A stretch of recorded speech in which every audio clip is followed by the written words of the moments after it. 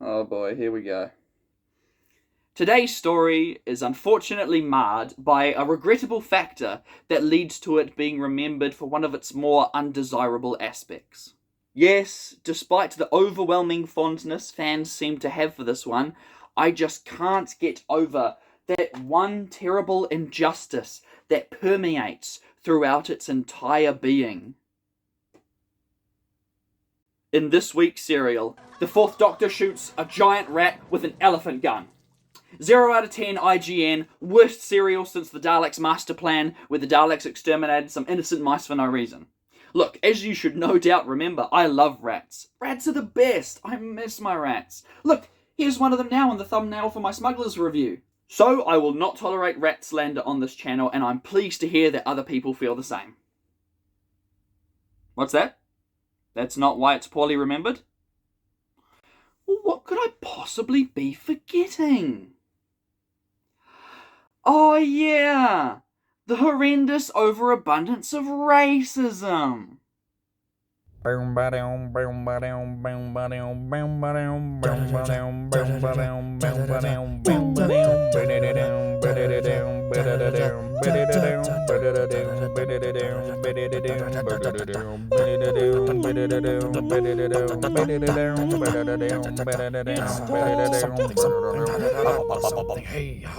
Look here, faithful viewer, I'm a level with you real quick.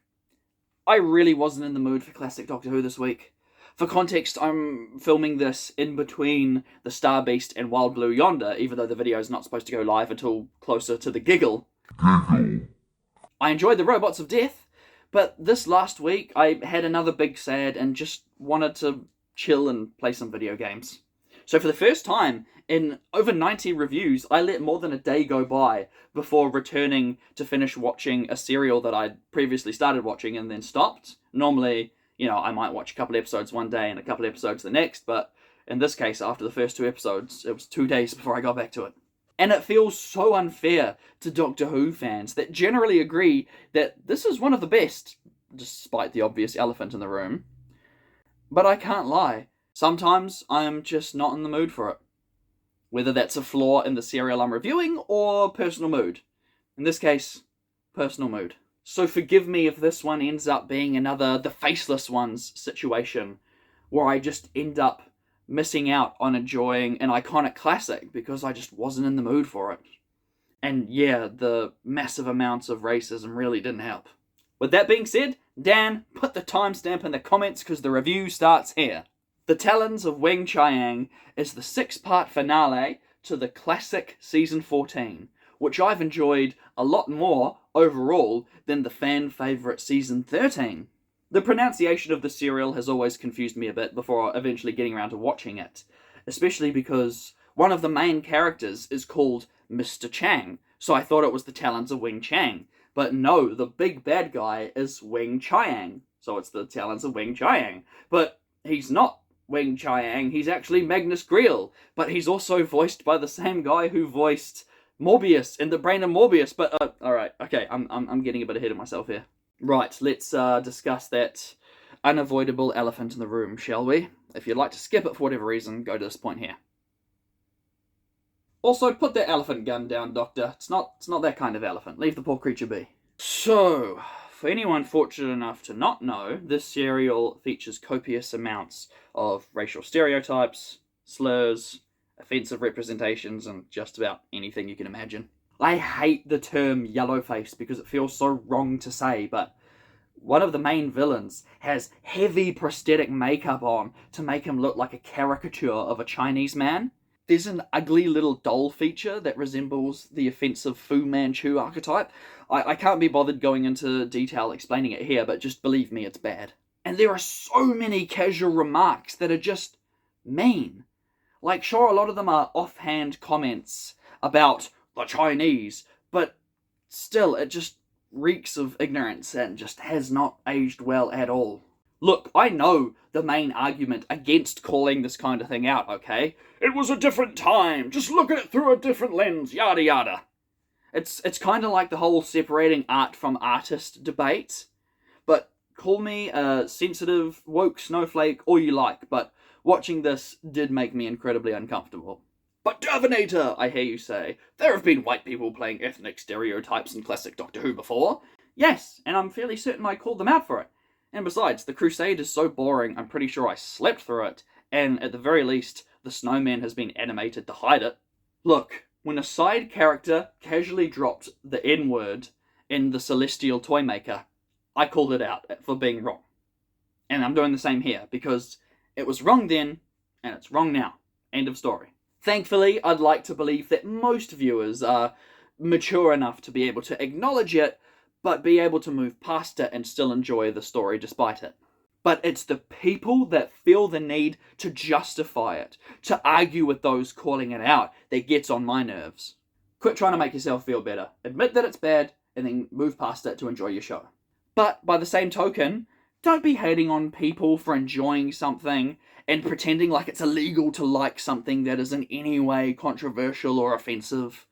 There are limits, of course, but that is a far more nuanced discussion than I'm willing to have on a review of a 1977 Doctor Who serial. Oh, man, Tom Baker, why did you have to do brownface? Well, now that half the runtime of the video is taken up with that, suppose I better get on with it, lest I anger the impatient ones. Well, as I've already said, I wasn't really feeling it. I was able to recognise the objective, brilliant stuff that was going on, but subjectively, I was often bored. Let me repeat that to be absolutely clear. I could tell there was a lot of greatness, but I would have rather been doing something else at the time of watching it. And that just happens with me sometimes. I'm sure it happens with you as well, but particularly while making this review series. Often if I've made a bunch of reviews in advance, like weeks in advance, that ends up happening.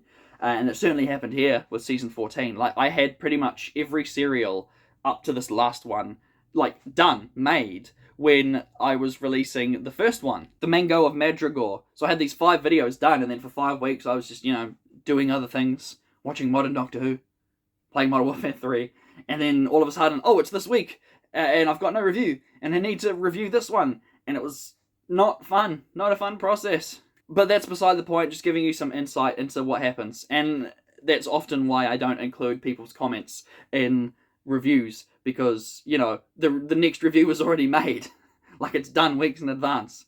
But in this case, I hope I get it done on time.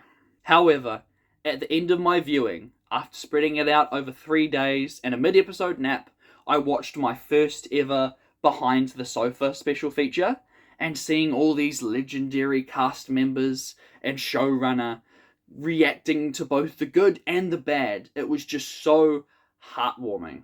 So from here on out, for the sake of making this in any way an enjoyable viewing experience, I'll try and discuss more objective qualities void of my personal feelings. Which might be counterintuitive to the whole review idea, but whatever, I don't want this to be a repeat of the Pyramids of Mars. To start with, one of the absolute strongest elements this serial has going for it is this is easily one of the most cinematic looking and feeling serials in all of classic Doctor Who that I've seen so far. The sets are bigger and grander, the scale is broader, the characters are actually like real, fully fleshed out people, not just NPC set dressing, often waiting to die or spout exposition. For a historical setting, this is the most real it has ever felt. Maybe it was because this was so close to home for the production team, and that's what made it feel so authentic. But this Victoria-era London is just oozing with atmosphere. The thick smog, the dark, dank alleyways, the oppressive, all-consuming atmosphere, and that constant feeling of unease. Mwah! Chef's kiss. A real epic display. I even, truthfully, had trouble determining what was studio sets and what was filmed on location. I thought for sure the sewers had to be real. If not a real sewer, then at the very least an unused tunnel system. So colour me gobsmacked when in the Behind the Sofa segment they revealed that that was an actual set and the paint was still wet. Incredible! The plot itself is fairly decent. A great combination of a Sherlock Holmes mystery and a evil alien literally sucking the life out of its victims. And of course, you gotta throw in a cheeky reference to Jack the Ripper. Man, I just love Victorian-era London. Like, sure, it's probably overly fantasized in media, like most eras of history are, but I just really enjoy watching video essays and just topics regarding this time in history. It's probably why Assassin's Creed Syndicate is one of my favourite AC games. Absolutely love that one.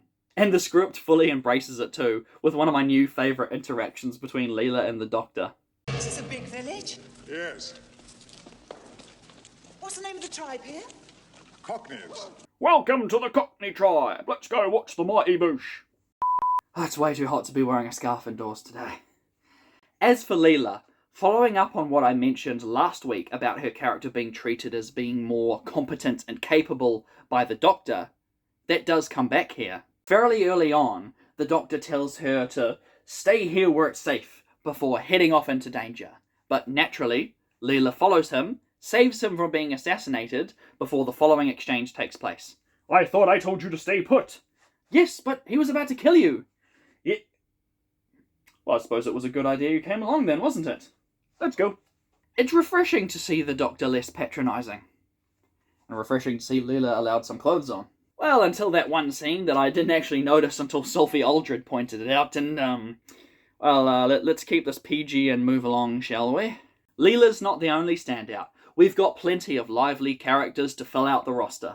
The duo of Professor Lightfoot and Henry Gordon Jargo are enthralling. Such a talented pair of actors that play off each other perfectly. Such a cool comedic duo. Even the late night cleaner guy seems like more of an actual person and less of someone just waiting to be killed off. And of course, the man himself, Tom Baker, absolutely revels in this Sherlock Holmes-esque role. Of course, that iconic outfit that he wears is so obviously inspired by Sherlock Holmes.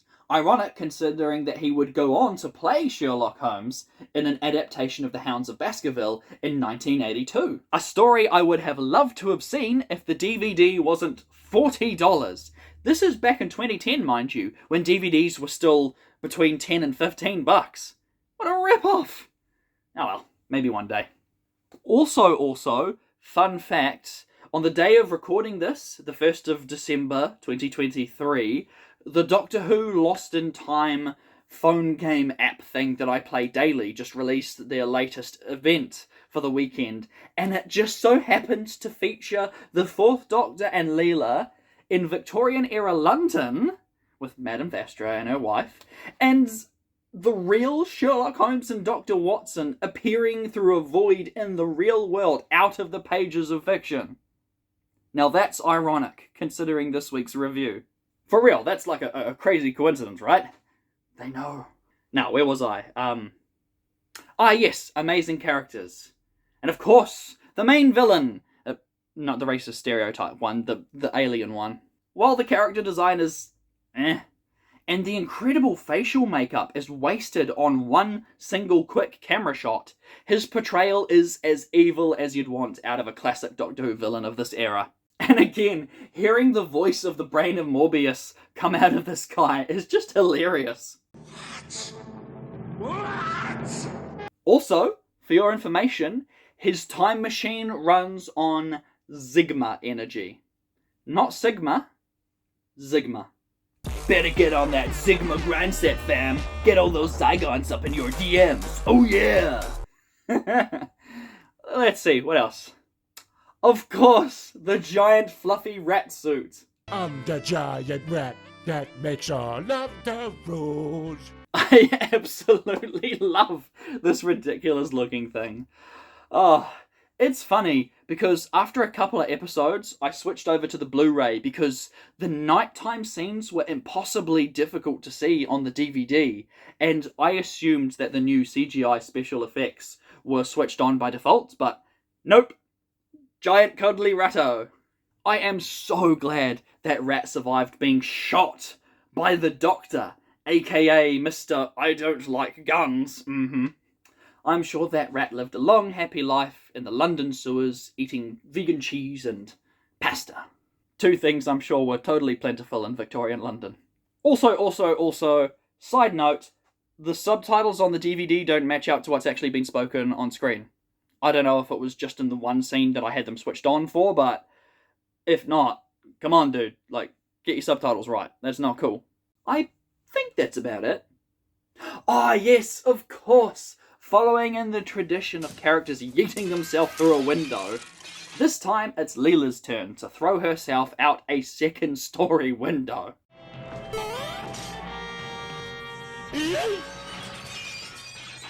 And that's the Talons of Weng-Chiang. And if you're wondering what the talons are, they are wavy lines that suck the life out of you, so not literal talons, like a bird, like I thought. Anyway, a fully fleshed out historical tale with enough sci-fi goofiness to keep you thoroughly entertained. It's just a shame about the whole, blatant racism thing. I had originally written down in my notes to include in my script, at least it wasn't trying to be intentionally malicious, but nevertheless incredibly insensitive. But some of the actors' deliveries of those lines directed towards the Chinese characters, let's just hope they were really into their characters, because you could feel the vitriol towards them.